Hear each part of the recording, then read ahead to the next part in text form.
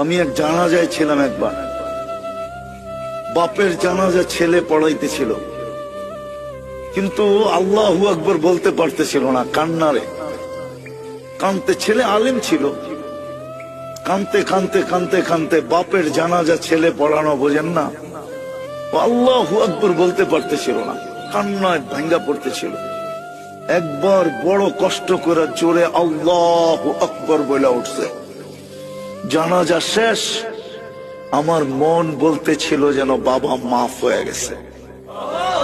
আমি সাথীদেরকে বলতেছিলাম যে আমি জানি না, আমার মন বলে এই বাবাকে আল্লাহ শাস্তি দিবে না।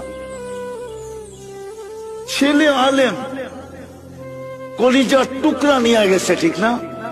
বাপ কি কলিজার টুকরা না? মাথার তাজ না? চোখের মণি না? আজকে সমাজে নাও হইতে পারে, কিন্তু একদিন তো বাপ এটাই ছিল, ঠিক না?